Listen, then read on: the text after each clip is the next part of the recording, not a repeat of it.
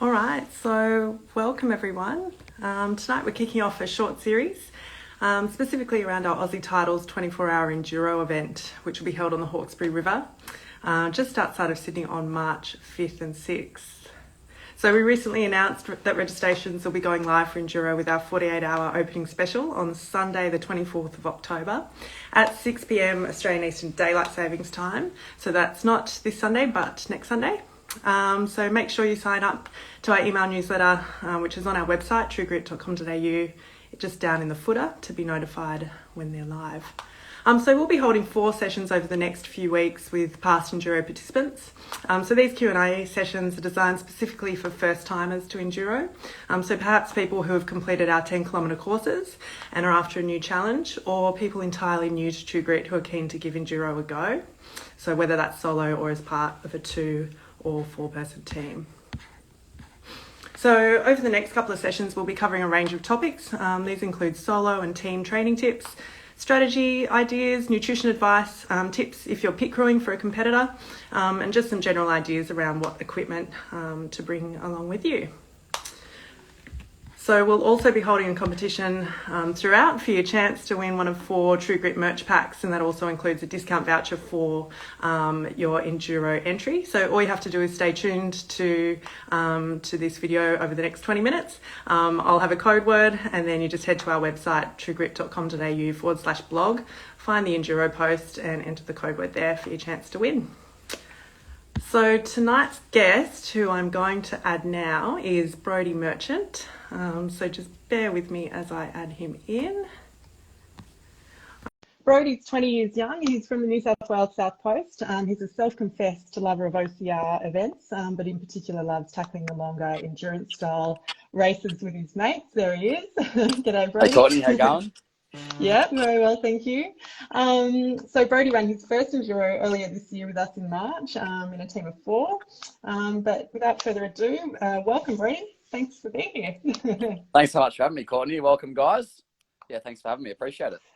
Yeah, awesome. No worries. So to kick us off, Brodie, just give us a bit of a background on yourself. So, hey, guys, my name's Brodie. I'm in love with my OCR events. I'm from the south coast of New South Wales, in a little town called Helensburgh. And yeah, basically just in love with OCR events. Recently started up my own gym called Imperium Group Fitness here on the south coast, which is, kicked off with our first day on Monday, which has been really exciting. Nice. And yeah, that's basically me in a nutshell. Just love fitness and passionate about everything fitness. So yeah, thanks, Courtney, for having me. Yeah, awesome. Wicked, Brodie. So good. So tell us about your experience with Enduro to date. So as I mentioned, you were involved in the Enduro earlier this year in March with a team of 4. Tell us a little bit about that. Yeah, it was a great experience. So I ran my first Enduro earlier on this year. It was pretty warm weekend. We got pretty lucky, so the cold wasn't really a factor this year. But yeah, it was eventful. We had a few ups and downs during our race, but overall it was a great experience and fantastic course. So could highly recommend it to anyone who's out there wanting to challenge themselves, and yeah, just give it a go. It's fantastic. Yeah, awesome. And how many sort of OCR events had you done prior to Enduro? So I've done a handful, probably around 10 roughly. Did my first one a while back in 2014 and was absolutely horrible at the sport. Was a little scrawny person back then, couldn't really lift much of the stuff we had to carry then. So I hated it when I first came into the sport, but slowly over time I've fallen in love with it. And yes, it's fantastic. So it's always challenging. There's always new obstacles in your path. And it's a real rewarding sport once you put the effort in. So it's, fantastic. Yeah, awesome. And I guess what makes Enduro different to other events that you've done in the past? Yeah, obviously the Enduro, the night element plays a huge factor. Yeah. Obviously running throughout the night is a bit different to any of the other events that we have here. So definitely the night element and just the fatigue factor, sort of switching in and out between laps and having to go again. Gets hard running peak middle of the night, but then when the sun's coming up, it starts to kick you up another gear. But yeah, definitely the part throughout the night when you're doing those carries and you're all out alone with your head torch by yourself through the course, can be a real mental game throughout. But yeah, you just have to push through. So that's definitely the biggest challenge, I reckon. Yeah. Okay. I guess what are some of your tips around how to get through that and that mental challenge specifically? Yeah, it's a tough question. I reckon you have to sort of train for what you're going to experience. So if you haven't ran through the night before, I'd recommend getting out and training throughout the night, probably with a mate, I'd say, just to begin with. Just someone who can hold yourself accountable and get the sessions done together. It's always much more enjoyable training with a mate. But yeah, it's just about overcoming the positive self-talk that you tell yourself throughout the race. Always telling yourself you're going to make it through. Have little things in your mind you think about. Take your mind off things while you're going through the course. But yeah, just find little things that work for you to keep pushing you through the mental barriers. And yeah, it all helps in the end. Yeah, okay. Awesome. And I guess tonight we're talking to you specifically about team training in particular. So I guess what are some of your tips around around training with teams and how to approach enduro within that category? Yeah, so training with teams is obviously a little bit different to running the race by yourself. Obviously, you want to get to know your team. So most importantly, if you can, if they're all in close proximity, you want to try and train with them. So get to know each other's strengths and weaknesses. So when it comes to race day, if someone's struggling with something, you can pick them up, sort of thing. Training together holds each other accountable too, as well as forming that relationship you need on race day. Because obviously, as much as everyone wants a perfect race, it doesn't always happen. There's always going to be stuff during the race which doesn't go to plan. So you need important mates there to help you out. So it's about finding each other's positive weaknesses, everything together. So positivity throughout the group and training with each other is really important for sure. Yeah, okay, awesome. I guess when would you typically start training for this type of event? So usually you'd want at least 12, 16 weeks, I'd say, as the minimum training out. So I guess 12, 16 weeks gives you enough time to really hone in on what you need to focus on. So obviously your group, depending on if you're with a team or not, will have different strengths.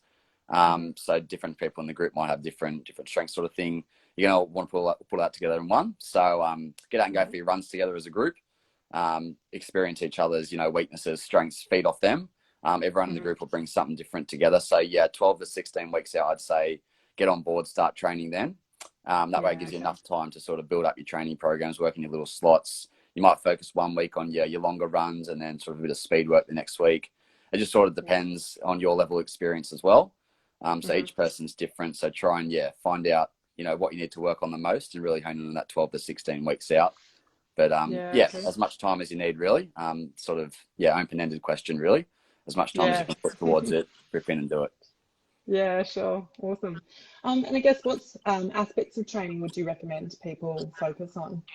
Yep. So obviously during your 24-hour event, your most important aspect training will be your running. So obviously you need to be able to run throughout the 24-hour course. So it's important to really hone on your running. You got to get out and go for those long runs.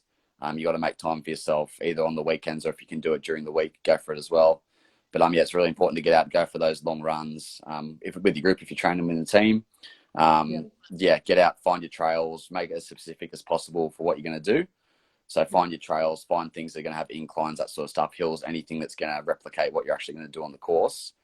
So running first and foremost is important. And then you've got your other sort of factors in your training, like your grip strength. So obviously we all know how important grip strength is for all our OCR events. So you got to get out and hit the grip strength. So your pull-ups, your dead hangs, that sort of stuff. If you can even combine running and a bit of that stuff together in like a little OCR mini circuit or workout, that's also only going to benefit you. So sort of putting them together, and then you also need your strength element as well. So whether that be heavy deadlifts, heavy squats, anything that's going to help you on race day. And often it's a good idea to sort of do double up sessions in a day. So whether you do a gym session in the morning and then go for a run in the afternoon, you want to try and replicate what's going to happen in the race. Obviously you're going to be running on fatigue legs, especially towards the back end of your 24-hour. So get out and try and, do a double session, whether that's a double run in the morning, like a shorter run and a longer run. Just stuff that's going to be specific to your race as well. Because if you're in a team, obviously you're going to be running and then resting. So you're sort of going to need to get used to that in your training as well. Have that rest break in between, but then also get out and go again for another run later in the afternoon session. Yeah. Okay, well, that's kind of a nice segue to the next question, which is all about strategy. So for participants entering in a team, how should people look and strategize, I guess, their laps? What would you recommend? Yep, so obviously this is going to depend on your team again as well. So different teams are going to have people with different experience in them. The best way that I've found and spoken to people about is try and run 1 lap on, then 3 laps off. So obviously in your team of 4, if you're doing a team of 4, you have a person run a lap and they get 3 laps rest and then they go again. Obviously it's up to everyone how they want to strategize it, but that allows sort of a big rest in between, allows you to recover, stretch out, do what you need, and then get going again. So I'd recommend, yeah, sort of the even laps in between. And then obviously as you get towards the back end of your race, then different people might be suffering, you know, from cramps or whatnot. Other fatigue sets in, so then obviously it could go out the window by the time you get towards the back end of your race.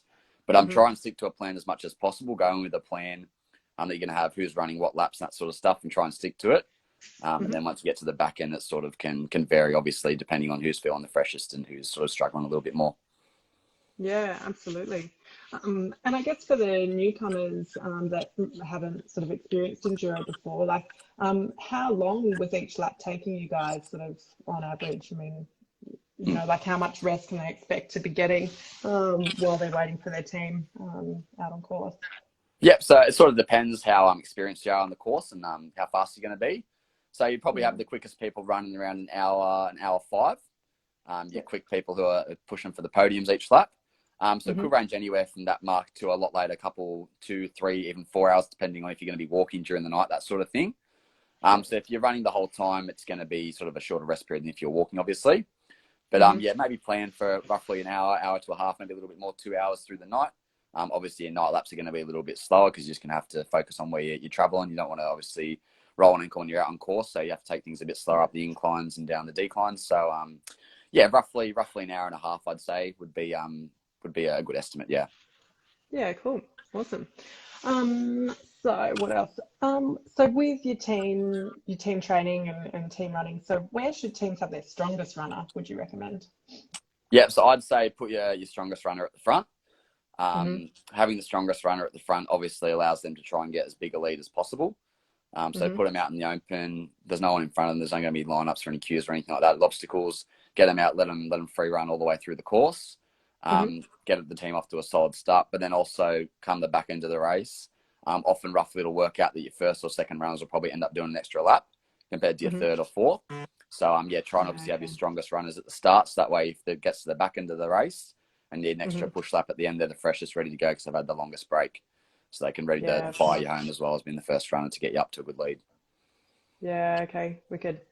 Awesome. And you mentioned with your training styles that you possibly would be looking at several workouts in a day just to train on those tired and sort of fatigue legs. Can you tell us a little bit more about that sort of training style and yeah, what you'd recommend? Yeah, for sure. So obviously during enduro, there's obstacles as well as the running sort of stuff.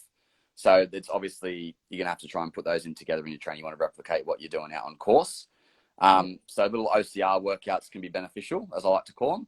So that would involve a set period of runs, so like an interval run, maybe 500 meters, and then come back, for example, just off the top of my head, you know, you might hit 5 pull-ups, 10 burpees and 15 squats, and you might repeat that just for 10 rounds.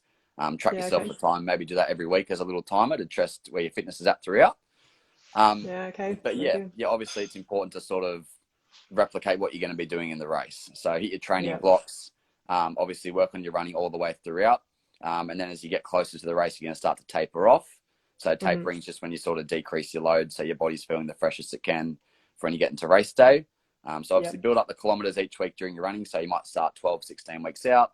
You might start with 8Ks on your long run. Then every week you sort of increase by 4Ks possibly until you hit a solid standard of around 40Ks just before. And then obviously in the weeks coming, you go back down the steps. So sort of decrease your load. Keep your body fresh because the last thing you want is to go into an enduro, you know, sort of fatigued or with a niggle or anything like that. So definitely just take it easy in the lead up to it, and just train properly and look after your body. Listen to your body throughout your training as well. If you need the extra rest day, don't try and push through it. That's the last thing you want to be doing. So just look after your body, listen to what it's saying, and go from there. Very sound advice, Brodie. Thank you. So that's it. We're looking at the training side of things. What about nutrition? What sort of advice would you have in regards to nutrition throughout the race, in between laps, that kind of thing? Perfect. So obviously this is going to do with the training again as well. You don't want to be trialing anything on race day. So all your nutrition you should be doing in the lead up. So on those long runs, like we were just talking about, you want to be taking out the stuff you're going to be using in between your laps on your enduro as well. So, you know, your bars, your energy gels, your cramp fix, anything like that. Take it out on your training with you and go from there. Obviously, in between laps, again, it's going to vary person to person depending on, obviously, your body's type. But I'd recommend, obviously, hydrating is first and foremost important. You've got to hydrate as soon as you're finished after those laps. The last thing you want to do is going out for a lap dehydrated later on in the day, early in the night, because obviously if you don't have a camel pack or water pack out with you, you're going to be struggling to get through. So hydrate first and foremost. Have your carbs ready to go as well, because obviously the body uses carbohydrates when it's running. So you've got to refill your body that way. And anything else like your sports drinks, your electrolytes, that sort of stuff, even Powerades if you need them. Caffeine hits, often try and leave until the morning of. So when you're doing the early morning laps or later on in the race, try and give that real kick right towards the end. You don't want to be trying to pop the caffeine too early, because it's not going to give you as much of an impact towards the back end. So try and save those until you really need them. But yeah, and obviously cramp fix is important too. If you start cramping up during the race, it's important to, try and get on top of those early before it starts causing you havoc. So I found cramp fix was really helpful for my 24-hour early in the year. Got a little niggle about 3 laps in, and then took the cramp fix, didn't feel it again. So it's just about trial and error for yourself as well. Figure out what works in your training and carry that on to race day. So yeah. Yeah, okay, awesome. And as a team of 4, did you have like pit crew helping you, or did you tend to just help each other out throughout the race? Yeah, so we had pit crew and we helped each other out at the same time. So we had a couple of boys who did their first race solo, and they sort of weren't going with any plan or anything. They sort of helped us out as our pit crew, as well as ran a couple of laps themselves. So pit crews are hugely important. Just the small things you need during a race like that. Like obviously you're so focused on the race and you're fatigued, you can forget about little things. So it's just important to have a pit crew there to help you out throughout the race, just reminding you of the small things that are important. Because obviously your mind's racing 1,000 miles an hour. You're trying to figure out what you're doing for your next lap and what's going to happen. So they're just like sort of your stabilizers there to help you out.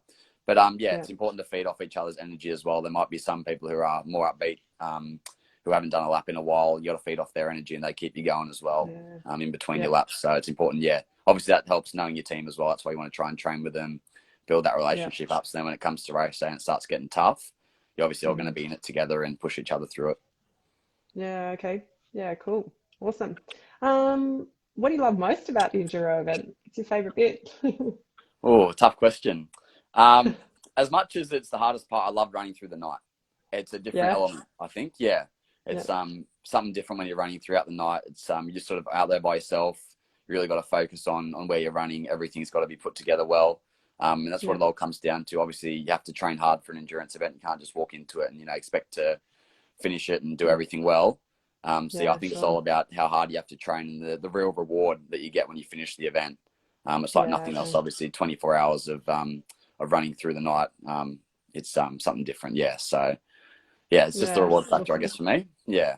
Yeah, sweet. And actually, did you sleep at all throughout the race? I did a little bit. Towards the back end of the night, around the 1 a.m., 2 a.m. time, I got a couple of hours sleep, which actually really helped big time. It really helped. It sort of gave me a new buzz once I was out for the early morning lap. So if you can, as much as you'll have the adrenaline rushing, you'll also be tired at the same time.